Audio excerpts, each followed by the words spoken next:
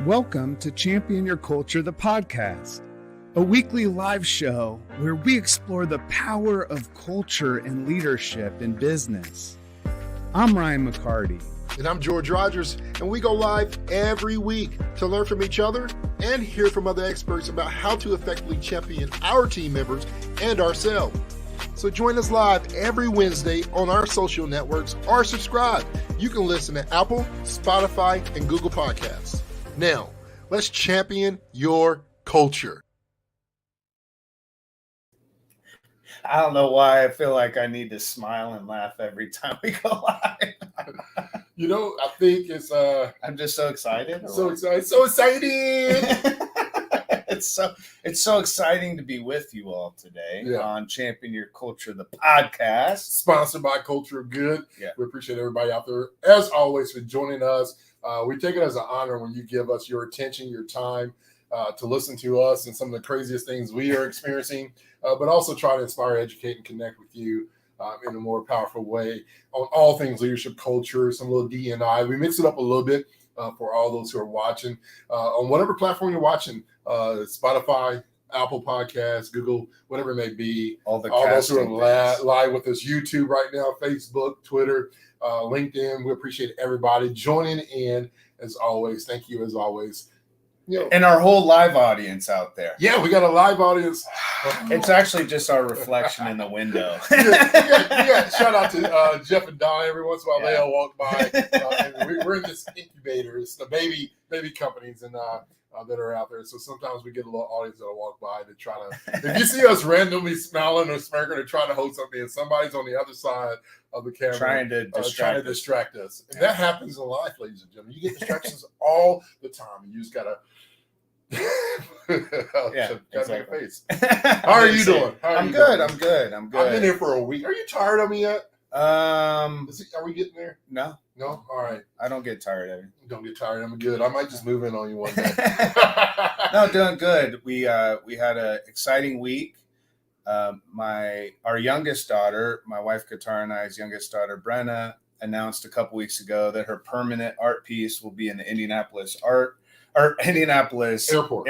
Yeah. Permanent generational piece, 50-year anniversary. Really. And you know what's crazy? And I just read this because I woke up this morning, got ready, and I was at the bar table at the house, and I saw her TikTok come up. Yeah. And I was looking at it. This is the first art piece in Indianapolis Airport since 2008. Since 2000, I know, man. Dude, that's she's a legend. Yeah. She's not out of college yet. And they have her putting in 100-foot long art piece. And then my wife Katara, both daughters, Brenna and Bria, are, as we're speaking, should be arriving at the airport right now. That airport to fly out to New Orleans. My wife Katara's app, Exhale, they're all going down to Essence Fest.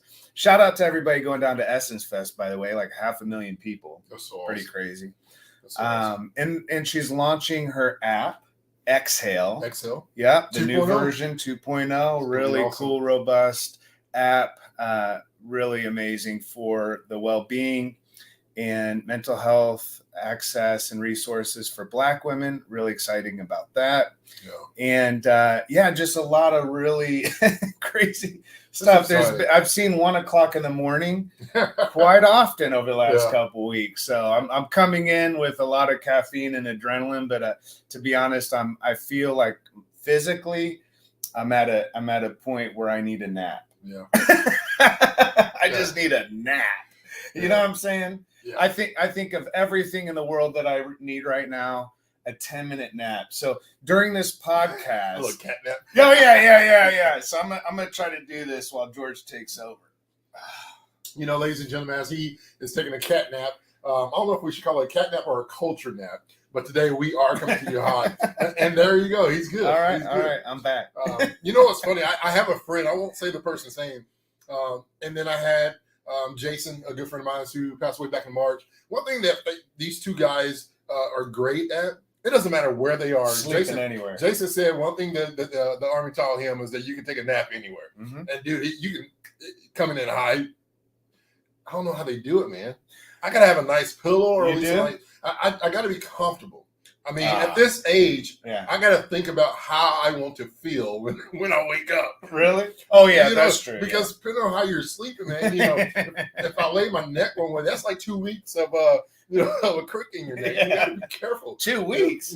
I'm up to 2 months when I get... Oh, that's the back. The back is definitely 2 months. The back is definitely 2 months. So you got to be careful. But yeah, they're able to sleep whenever, wherever, however, and it doesn't take much time. I don't know. Those of you that are out there, are you one of those type of sleeper? I'm the type of sleeper where emergencies could be happening. Yeah. The house could be burning all around me. You'll find me in the morning. Yeah. You'll find me there. Yeah, you'll find me there. I just sleep, man. I sleep. Yeah. But I agree with you. If you wake up wrong, it's a whole thing. Yeah. So yeah, if you're out there and listening, hey, throw it in the chat. Yeah. Heavy sleeper, you can hit me with a 2x4. Yeah. Man, I think the only thing that's heavy about me is that I've developed this passion and art of snoring. It's an art. Oh, you got how you snore. Yeah, I've never snored in the last few. Like I snored for 2 reasons: if I had a little bit too much to drink, or I was really extremely tired. Yeah. I had those 2 types of snore. Now, I don't know if it's a 40 thing. I got some thoughts about it. I'll talk about it off the camera. The snoring part? Yeah. Maybe with HR. Maybe, I don't know. Maybe it's the craziest shit that happens in HR. TCC style. We got one of those coming up too. I had a couple friends, man. We went on a trip one time to Canada fishing. And in the middle of the night, I mean, we had a lot of fun that night before we went to sleep. But like about 4:00 in the morning, we were still up. These 2 guys were snoring at the same time in harmony. Yeah. It was like you were talking about how there's an art to snoring. They sang it was like, if you think snoring is bad, if you're around someone who snores while you're trying to fall asleep, try to have 2 people snoring, but they're doing so like they're singing it. They're harmonizing. That may be beautiful. No. You drop it not when you're trying to fall asleep. You got to record it next time, man, and take it to the studio and drop a beat on them. Say you're sleeping on me.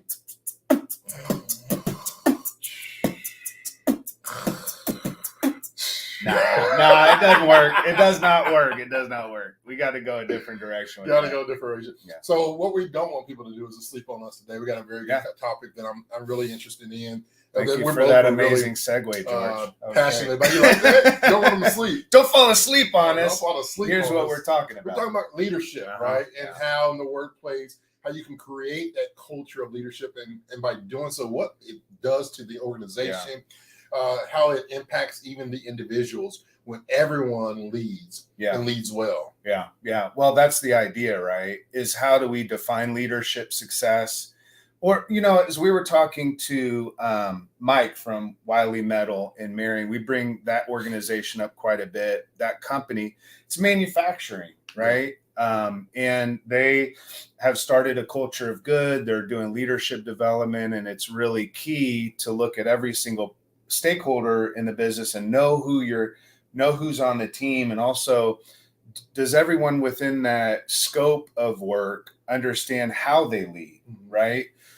Because so many times we push leadership off to those that have the title already or have the position, not even thinking that most of the people that have titles and positions don't know what the hell they're doing anyway. Yeah. And they're not leading. A lot of them are just managing what's going on around them. That was harmony right there. Well, you can, there's the harmony, right? You manage what, you lead who. Yeah. Repeat that. You manage what, you lead who. Yeah. You don't lead what and manage who. Yeah. The problem is we're managing who and leading what instead of leading who and managing what. We can manage projects, but you can't manage people. Yeah. You can, and we have to have plans. We have to have the projects. We have to lead that, but we have to lead the people side. And in order to lead people, we have to say, where are we leading them to? So when we talk about leadership culture, we're saying it this way. We're saying that the difference between just having a leader and having a leadership culture is a leader is one who leads everyone. Yeah. Typically, that's how organizations will run. You have a person in charge, and they give direction, and based on the direction that they give, that's the direction the organization goes. Right. Well, that's a leader. really a manager of things, but a leadership culture is where everyone leads. So it's not just where one person leads everyone, it's where everyone is leading. And the question that we have today, how do you get everyone to have that type of understanding that we're all leaders in this organization? We all lead. Yeah. I don't think I think some people are born with certain qualities that help them lead better. Yeah. Right. But I don't think that there are certain people that were born to lead and others were not. Yeah. I think leadership qualities and traits can be developed and grown. Yeah. And at the end of the day, the hard skills of leadership matter, and they matter just as much. But if you don't have the soft skills of leadership, if you don't know what leadership is, you'll always fall to the default of management, because management is always hard skill heavy, and leadership tends to lean toward the soft skill, but also is very strong in the hard skills. Yeah. You don't want to have a leader that doesn't know what the hell they're doing. Right. Yeah. That can't give you any direction. A lot of companies have those, right? And so right. when they fall into that whole not leading but managing, that's where we get micromanaging, right? There's a control factor there, because it's important for them to control what they can't control. What they're not. If you can't lead something, you immediately start controlling. Yeah. Yeah. Oh, that's good. Because one way or another, write that down. Where's the pen at? But when you can't control something, it's in your DNA, or lead something that's in your DNA, to try to control it, aka try to contain it. Because the worst thing for a person who does not know how to lead is to have somebody who can lead, because people are going to follow naturally. Oh, yeah, you know what I'm saying? If I have a manager over here that is not able to lead me, but I'm connected to somebody in my team named Ryan that is a great leader, naturally, I'm going to have my eyes on what's moving forward, that's empowering me and not trying to control me. This is a really good thing, yeah. Right? And so when you talk about those leadership cultures and how you foster that environment where people can lead, I don't want to be contained and controlled when I can be developed and empowered. Contained and controlled, or developed and empowered. Yeah. Yeah. Well, I mean, it all goes back also to who are we hiring? Why are we hiring them? Mm-hmm. We talk about culture fit, culture add. Mm-hmm. If we see people as a culture fit, then we don't develop them. Right. Because they already fit. Mm-hmm.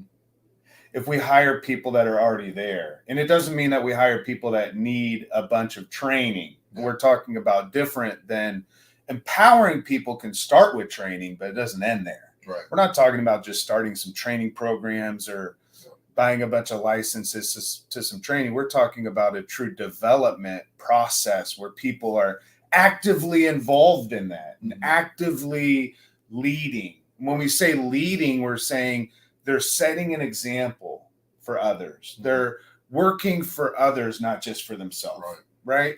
Like leadership is so much about the potential in someone else, and when I see that in someone else, how do I contribute to the goodness that comes and to the benefit of them, not just to the benefit of myself? But yeah, if we're hiring people and it gets to that place where we feel like we have to control people, generally it's because we feel like things are out of control. Mm-hmm. If we're micromanaging and we're not, in the opposite of that would be macro leading, right? Yeah. So micromanagement is where you have your finger on every single detail, all the way down to enforcement, right? Like ensuring that every single detail is exactly how you want it to be. Yeah. And obviously we would want that. Even leaders want that. Right. But guess what? Leaders want more. They want the team members, those that they're leading, to actually experience things for themselves. Yeah. Because that's how we learn. Yeah. If I'm micromanaging people, I'm essentially having them live what I've learned. Right. They never learn it for themselves. Yeah. What do you think about this whole like ownership mentality? I think it's bullshit. Like everybody should think like an owner. Then my response to that, and this is from experience, right? I used to have that when we had our retail stores. And we had 18 locations, 100 plus employees in Indiana and Michigan. And my mentality was, I want you all in.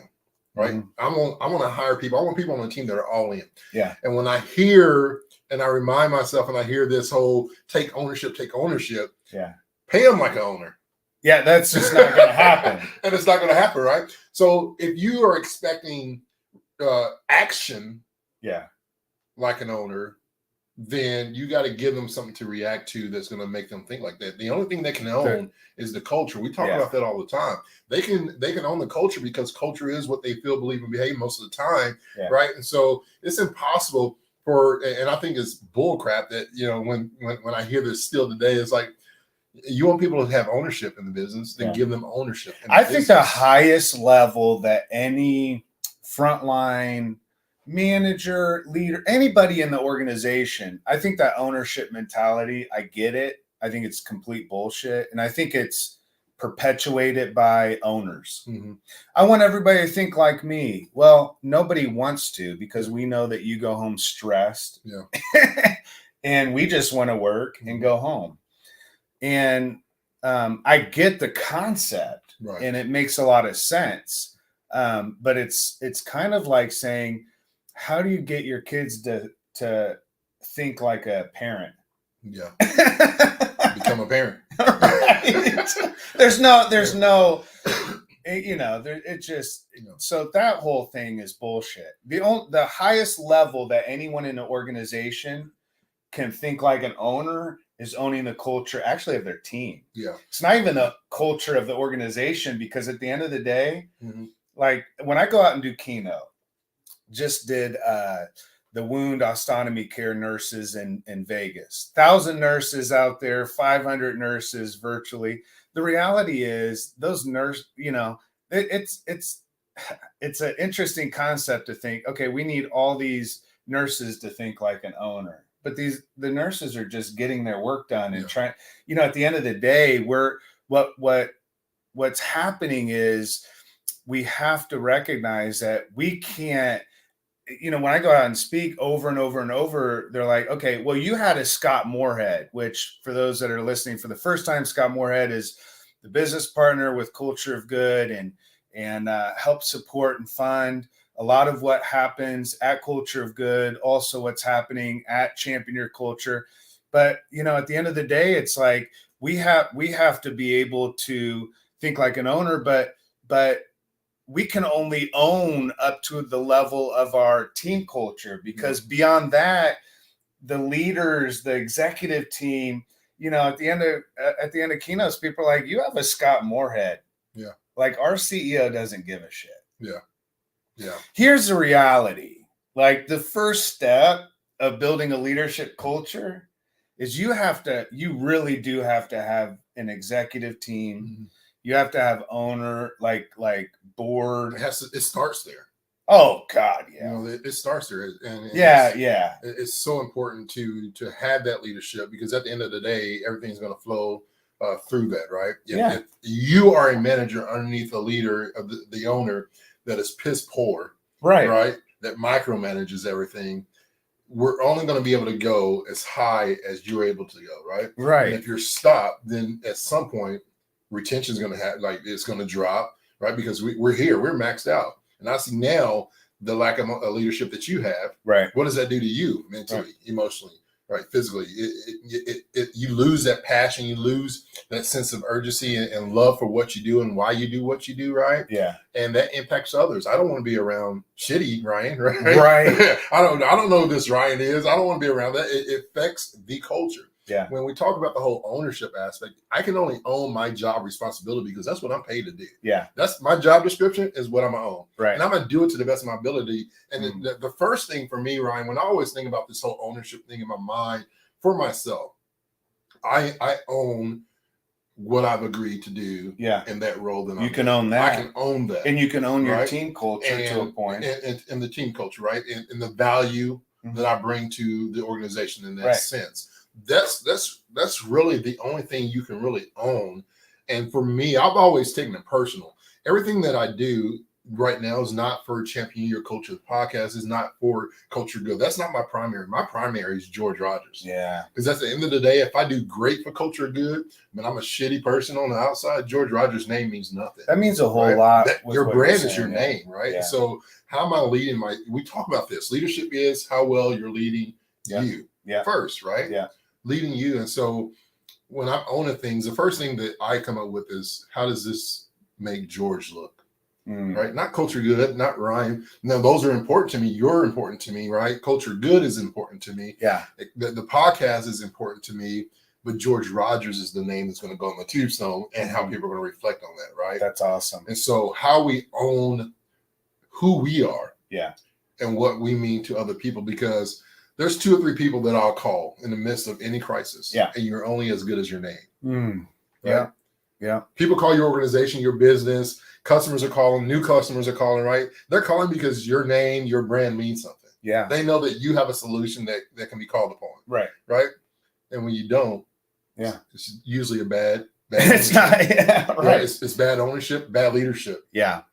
In that instance. I think one of the things that's interesting with what you're saying, obviously everybody can see these new shirts from George's new book, Champion Your Purpose. I'm so glad you put on some shorts today, man. Last week you didn't. Yeah. Oh, I shouldn't have stood up. You weren't owning your And we've got these light bulbs. What I was thinking is, this is interesting because you've got your book here, and then we have Culture of Good. My thought is a really good way to start with those that have teams, those that are working.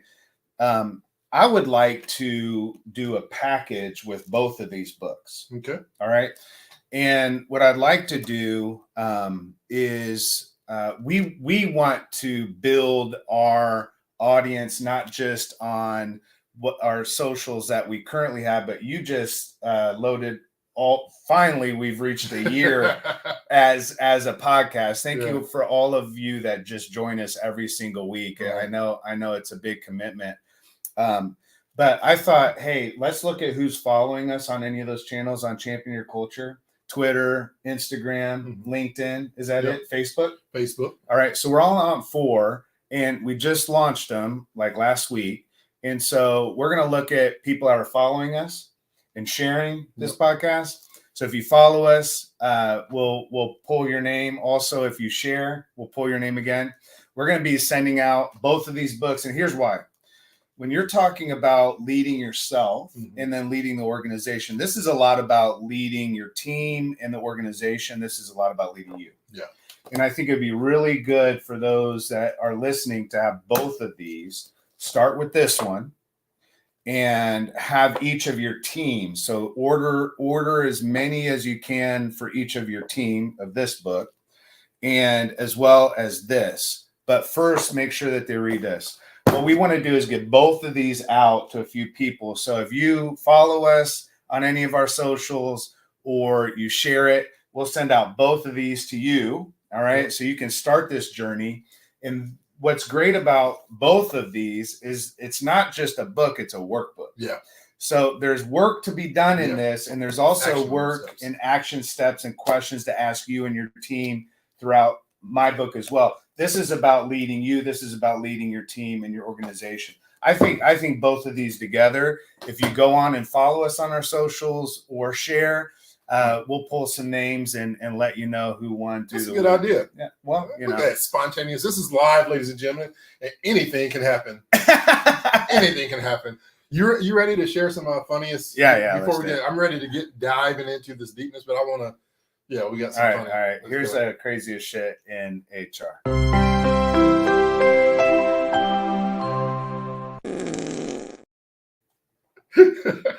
By the way, HR people, I don't know what it is with people's fascination with wiping poop everywhere, but as we've been searching craziest HR stories, and we're asking people to send them in. Thank you for those of you that are sending them in to us. You can do that, just throw it in the chat or whatever, but there's a lot of poop stories. We don't have one of those today. Yeah. Okay. There's this is a little bit different. I don't know. It could end up in poop. There's some devil beans involved. I don't know beans? what that is. All right, let's go. So this came in from HR. And it says, I had two witches battle it out. Real witches? Witches. Okay. They battled it out via spells and witchcraft, right?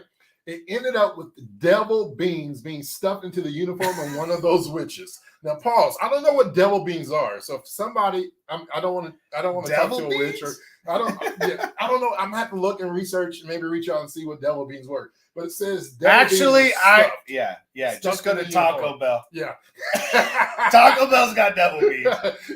So what happened with the devil beans? So one of the witches stuffed devil beans in the uniform of the other, and the devil beans caused a severe itching and rash. Now, not native to my home country of the U.S.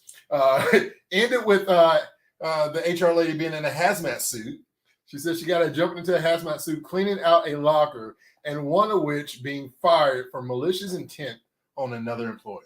All right, y'all. This is the thing. Yeah. I don't know if I can be the person to fire. I don't know if I'd be the person to get in a hazmat suit and clean someone's devil beans up. Now, I don't know what devil beans are. It could be poop. Yeah, that's true. And devil beans is just a mom way or dad way of saying, not saying no. Shit. I think it's devil beans, man. I think there's like some kind of witchcraft going on. Yeah. I don't, some days I think like maybe there is some bad witchcraft going on here. It feels like a Monday. Well, ladies and gentlemen, that is today.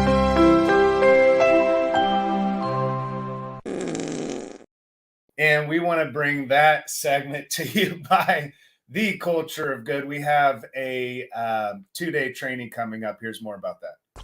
What if you can do more with your leadership team? What if you can empower them to make a bigger impact faster? As leaders, we know that we have to be good at a lot of things. But what if we can do less and let our teams do more? That's exactly where Culture of Good comes in.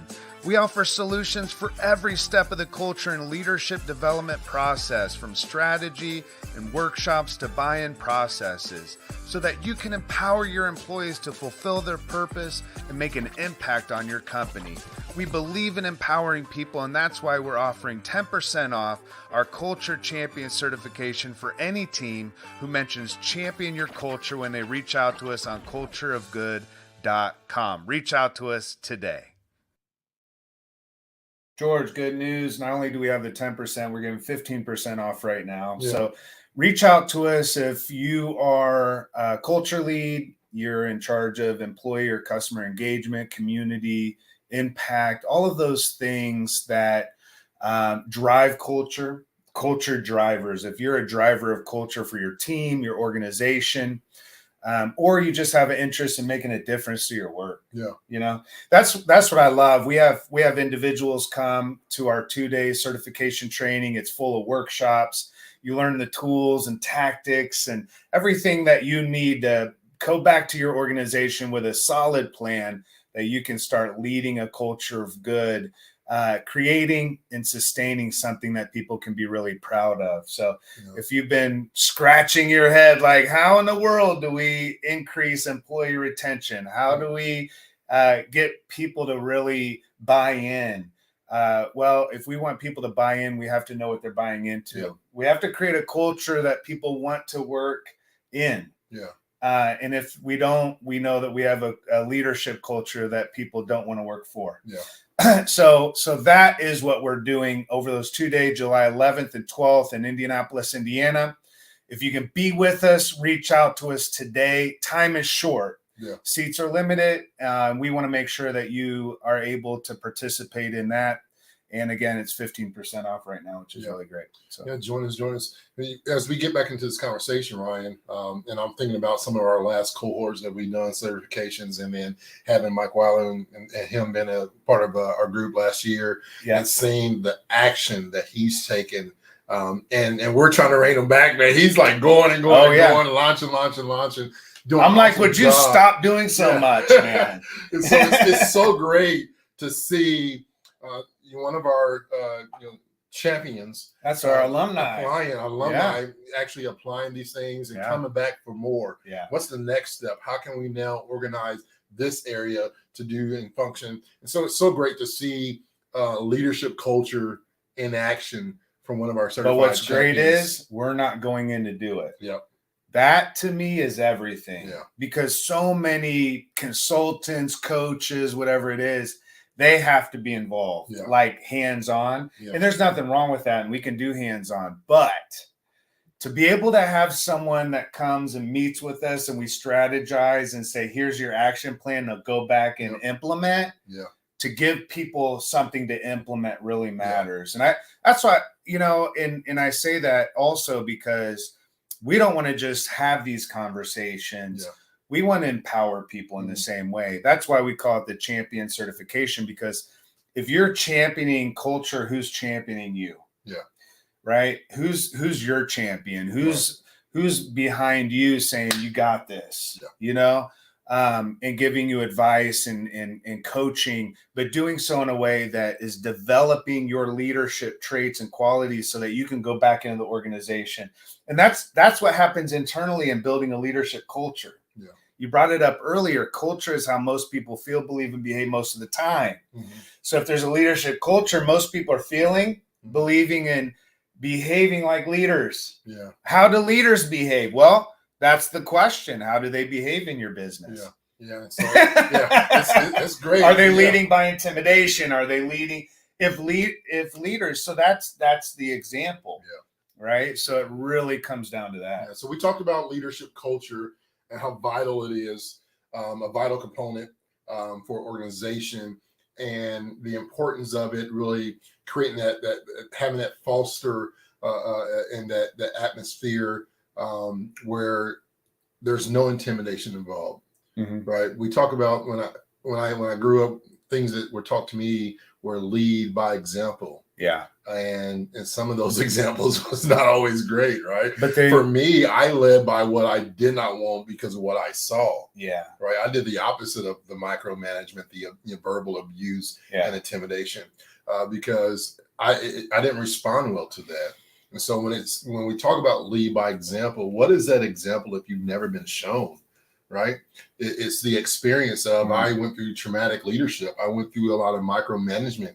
I went through abuse. Yeah. Right? Yeah. Mental and verbal, to where I realized I can't lead by that example. Yeah. I got to become an example. This is interesting. To really lead. And so taking that initiative and really helping empower others became a passion for me. Yeah. When I look at my shirt, and I was putting this on, champion your purpose. What is my purpose? My purpose really is to champion people. Yeah. Right. My purpose may be different than yours. Yeah. Right. It may be championing culture within the Right. workplace. Right. We all have a different purpose, and so we lead different. Yeah. But leadership really is around that same general circle. So how do we then say, all right, we want to have a culture of leadership where everyone leads? When I think about that, Ryan, the first thing I think about is fostering a growth mindset. Mm-hmm. Right? Having mental health and being able to mentally be free of what I went through. Right? Is George going to be frustrated? How's the reaction? Mm-hmm. Right? All the battles. Well, those are limiting beliefs. It's all those risks or all those things that you want to do within the workplace starts here. Yeah. Right. Yeah. It starts here. The battle begins in the mind. And so having a growth mindset and encouraging your employees to adopt that mindset, the belief that intelligence and abilities can really develop through dedication and work, and be able to provide them that space, provide that opportunity for them to lead. What does that mean? I like this idea because growth mindset is different than owner mindset. Mm-hmm. That's what we want. Yeah. We're saying we want people to think like an owner. What is possible is not that, as we talked about before the break. But what is possible is for people to think and have a belief that's a growth mindset, not an owner mindset. Right. And a growth mindset says, how am I contributing meaningfully? Yeah. Right. It's seeing beyond yourself too. It's leading yourself so that you can lead others. Yeah. It's not about just like leading me because it's about me. It's like, how do I become the best version of Ryan? Yeah. So that when I show up as the example of a leader, Ryan is an example of what leadership is. Right. But if you're looking at the leadership of your organization in the example, of executive leadership, senior leadership, frontline leadership, and then HR becomes this buffer. Mm-hmm. Let's be honest. It's like almost like HR stands in between the leadership of the company and those doing the work of the company, and they buffer, and they're like, no, everybody loves you and everybody cares and but they know what's going on behind the scenes, and it's not believable. It's not real because we don't have that growth mindset. We've been hurt before. We go into work with a scarcity mindset. We go in with like, I'm not going to put my neck out there because I've done that before. Yeah. So therefore the company suffers, the organization suffers because we have a bunch of people that are timid. And then we hear, how do we get people to feel courageous? I'm like, well, create a culture where people have the space to do courageous things. Duh. Right. Yeah. It's like we want to spray people with some magic dust, and they're leaders, they're courageous, they're strong, they're like charismatic, they're the kind of leaders we want. And the reality is leadership is a matter of development. It's not a matter of like just taking something on. It's like it's developed in me. Leadership comes out of me. Right. But to be the best version of myself, growth mindset's huge. And you got to put that in you before it can come out, right? It's got to be part of who you are. General Electric, I was reading this, implemented a program called Crutonville. General Electric? Yeah, General Electric. And this is Crutonville. I think I'm pronouncing it right, maybe Crotonville. But they created this place where leaders and employees can come together. Yeah. They really wanted to create this leadership culture that we're talking about, right? And so they provided a space where leaders and employees can come together and learn and share knowledge, right?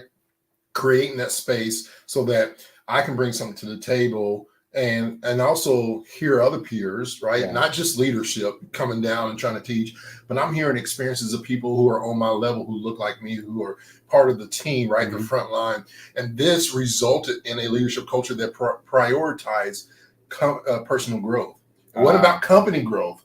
Their first priority was personal growth, with the belief that if I invest in you as a team, if we invest in our people are going to become better, and better people creates better culture creates a better organization, and better organization creates a successful, thriving, profitable organization, right? Absolutely. There's a lot of profitable organizations with piss poor people, poor culture. There are. And a lot of people are there for one or two reasons. They like what they do, and the pay is probably hella good. Yeah. Right. You think like, well, you have to have a great culture to make a lot of money. That's not true. This isn't about that. Yeah. This is about once we're making money, we're not killing people to do it.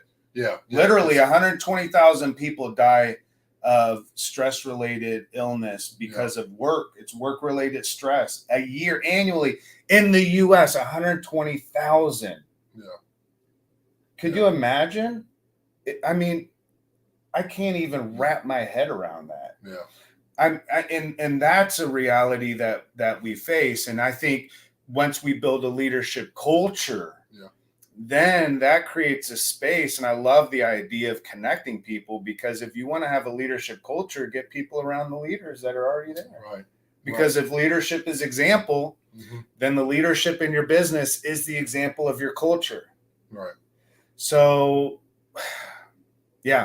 this is the equivalent of pushing out, here's our culture, but then you get behind the scenes, it's not really the culture. Yeah. You know, and employees see that they're a part of it. Right. And so before the outside can say bullshit, the employees are, it's all bullshit. Yeah. Right. And so they don't, it's like they don't best reflect, places. Yeah. They don't reflect what you are saying. Nah. Because it's not in you. Yeah. Right. It's got to be in you. What are some other thoughts, Ryan, as we talk about creating this culture of leadership where everyone leads? What are some other thoughts behind what it takes? What are some other principles or strategies that you have? Because if we were talking, I want to kind of get into some of the things that you had in regards to people work for each other, not just for themselves. There's a thought that you have there. And I think part of that too is like, I think when we are talking to leaders, what I'm finding, and this is more and more. I mean, for the success of anything, you have to have a good plan, and you have to have people leading that good plan. Right. Right. And in order to do that, you have to equip. So when we talk about empowerment, we're also talking about equipment. Yeah. Right. What is the equipment? It's I mean, you and I both, I had the privilege of watching or playing basketball, through grade school, got into junior high. I grew a foot when I was 12 years old. I haven't grown since, by the way. So I was tall, man. I was like the center of the team. I could score because I'd just stand underneath the basket and shoot. But it would be pretty wild if you just showed up to the game and all the coaches said, did anybody bring a basketball? No, the coaches immediately think, all right, for my team to be successful, right? So the coach is getting up before the other players. He's getting all the basketballs and all the equipment. Why?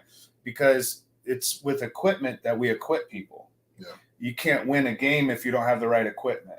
Right? If your sneakers are falling apart, if you're the bad news bears, and you don't have the right equipment, then you can't show up fully. Yeah. And so a big piece of having a leadership culture is where everyone knows the plan and they're equipped, not just empowered as a concept, but equipped to be effective. Yeah. Right? What does each person on the team need to be effective? What tools, what equipment do they need to play this game? Yeah. I'm inviting them to play a game, to be on the team. Right. Do we have a game plan? Yeah. Right. Do we have the right equipment? Yeah. Right. What are we doing? We're equipping people to fully show up and contribute meaningfully. Yeah. When we have a leadership culture, the way that we know that we have a leadership culture is not just by looking at senior leadership and asking what kind of example that they're setting, because whatever example they're setting, that is the culture of the business. It's about being able to see it and people feel it, believe it, and know that they have the tools to be effective. And if they don't, they have a leader who's right next to them. Yeah. That's going to be in the game with them. Right. That's walking alongside and setting example and equipping. But at the end of the day, if we don't have the right equipment, it's no wonder that people are failing. Mm-hmm. It's like you can't stand on the sideline and tell one of your players on that team you suck when that player's shoes are falling apart. Right. And they haven't been to the practices and they've not been to the trainings. Yeah. They won't go to the trainings. They sign up for them, but it's July 11th. Imagine if you had a team and you're like, hey, practices aren't an obligation. Yeah. You know what's crazy, man? And just show up to practice whenever you want. Dexter had a teammate that not once during the basketball season, one time, the initial showcase, he showed up one practice, never showed up to another practice, but showed up for games. Dexter. Yeah. For those that don't know, Dexter's my 8-year-old kid. Yeah. And he's Jason. Yeah. He's okay. He's not great, but he'll show up. Yeah. He's going to have fun. He's a team player. Yeah. But he's getting better. He loves it now. Now, after basketball ended, he's like, I want to take this serious. Yeah. So every day he's taking his ball outside, dribbling, right. left hand, right hand. And so he's wanting to get it. And I think about, as you're talking, Ryan, another thing that crossed my mind when you brought up basketball, my goddaughter Ariana in Nashville, she got tall for no reason. Yeah. She's tall for no reason. Yeah. And she does so well. But you know, one of those things when you grow physically and you're used to playing one position and now you're in a different position. You mean when I went to high school and I was no longer the center? No longer the center, right? And then I was on the B team and then I was on the no team. Yeah. So I'm thinking about all these things. I'm thinking about my buddy Kenny in baseball, how he's a great closing pitcher, but man, he's a hell of a first baseman. And then the other day he was a catcher. When you're talking, Ryan, you're talking about promote in the workplace. You take these sports analogies, you know, Kenny in baseball, where he's a catcher, a pitcher, first baseman. In basketball, Ariana, she's tall now, but she still likes to shoot the 3-point shot. Right. But at this stage of her life, she's a little bit tall, so she's either the 4 or the 5, but she wants to play like a 1. Yeah. In college, she's probably going to be like a 3. You never know, right? Adapting. You're talking about, and what I'm hearing is this promote a cross-functional collaboration. Yeah. Right? Where I know my role in my job, in my department, in your department is maybe different, but what happens if Ryan's gone on vacation, right? Let Ryan have some mental health. Somebody can be able to fill in that gap, right? In the sports world, if you got some fouls in basketball, you in the first quarter, you got 3 fouls, you got to go sit on the bench. Somebody else has got to fulfill that position. Right. You got to know what everybody's role is. So at any moment, at any time, you can fill in the gap, right? And that's what you want as an organization where there's healthy cultures. We're not saying overwork them and put more on their shoulders. We're saying, man, I see that Ryan's not in the right place today. Yeah. I'm going to fill in the gap for him. It's almost like we're working with each other so that we can work for each other. Yeah. I like that. And if we're not working with each other, then we can't work for each other, which means if we don't work with each other, we work against. Yeah. I mean, that's really what it is. There's so many siloed departments, siloed efforts, siloed projects. For there to be and to your point, and I think this is a good, a really crucial concept, is that people have that sense that this is a together thing. Yeah. Right? Like my contribution matters to the success of my team. Mm-hmm. My contribution matters, and my contribution is meaningful. Right. That's what I mean by matters. Not that it just matters to me, but it matters to others. You know what I'm saying? That like there's an expectation there for me to show up. Yeah. For me to be a leader. Right. And I think we rise to the level of expectation. If we're just barely skeeting by and we're doing that whole quiet quitting thing, you know, and just going through the motions so we don't get fired. Yeah. We don't have that ownership kind of idea within the organization.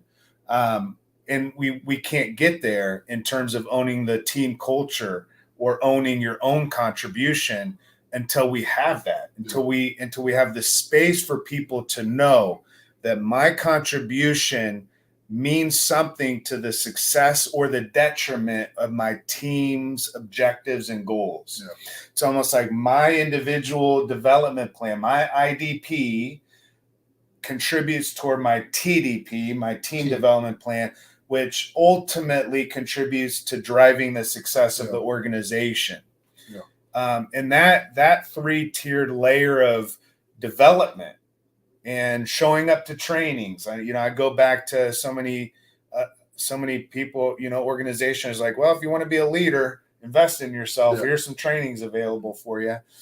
And we don't do that in any other scope. If we want to develop people, we expect things from them. Yeah. And I think, we can do so with empathy.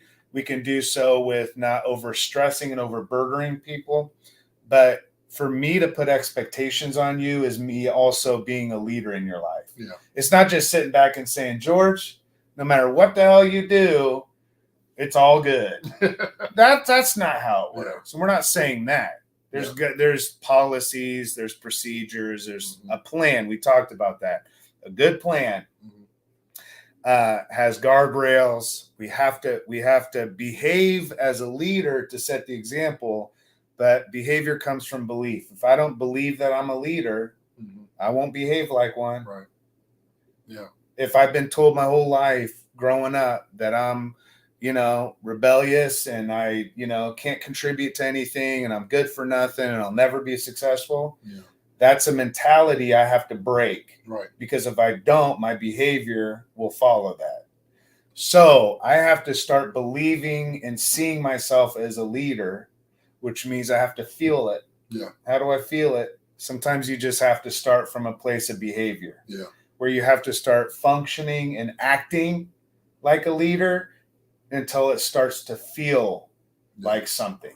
And encouraging people to do so is creating those cross-functional opportunities to get involved, not just in hearing someone instruct you in what leadership is, but giving you group opportunities for experiential learning. Situational experiential learning is so crucial to ultimately having that leadership culture where everyone can experience what it feels like to be a leader. Yeah.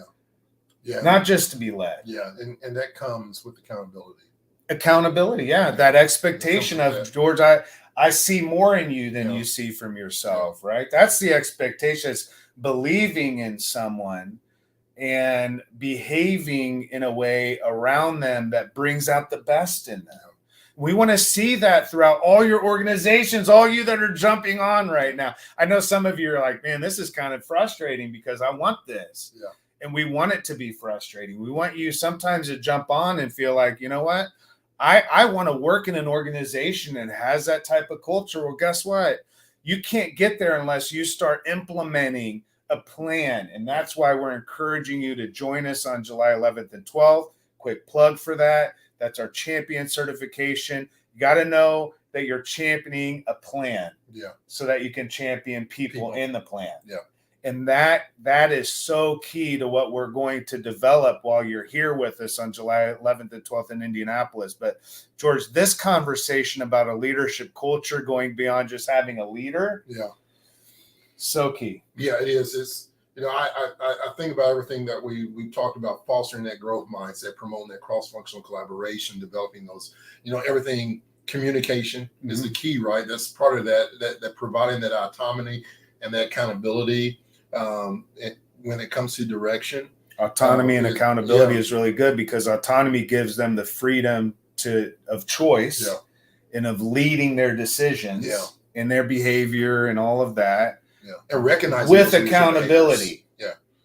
Recognizing those, recognizing through accountability. I recognize I'm holding you accountable for the good, bad, and the ugly, but we talked about this last week, and recognizing the behaviors, right? Mm-hmm. Celebrating failures, not just success, but celebrating those things that don't go well because you took that risk, right? Because that's what leaders do. Because leadership provided a safe space for you to do what you do, even if you fail. I see so many owners and businesses make the dumbest ass decisions that I've ever thought in my life, and they lose tons of money for the organization.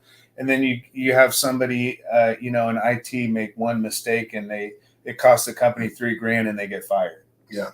Think like an owner. It's like, nah.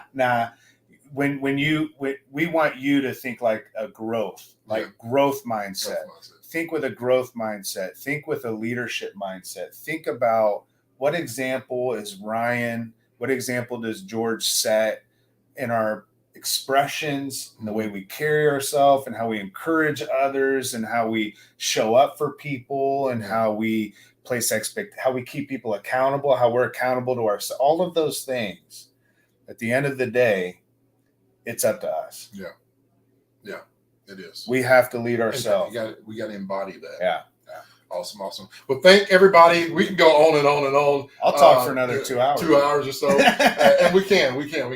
I'm actually ready to hit 65. Man, I miss my family a little bit and my dog, a lot of it. Yeah. Maybe my bed. I gotta figure that out. And so some exciting news coming up. We got the works. We got this training coming up in 2 weeks. Yeah. And we got some speaking engagements. Yeah. That we have. If you're looking for a keynote speaker, this guy and that guy, the duo. We could come and do tag team wrestling on stage where it's like tag team speaking. 2 for the price. You get two keynotes speakers for the price of one. It'd be so duel. Fun. And it's fun. It's inspiring and engaging for your audience. And so we're looking for those opportunities as well.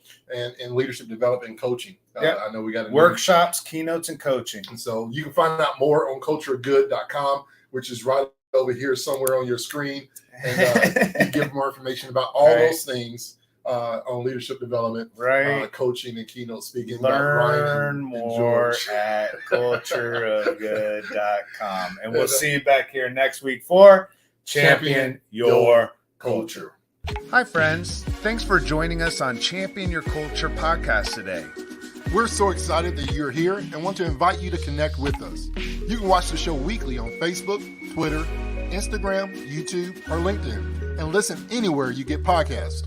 Subscribe today to get new relevant content each week on how to champion yourself and your team. Thanks again for listening to Champion Your Culture.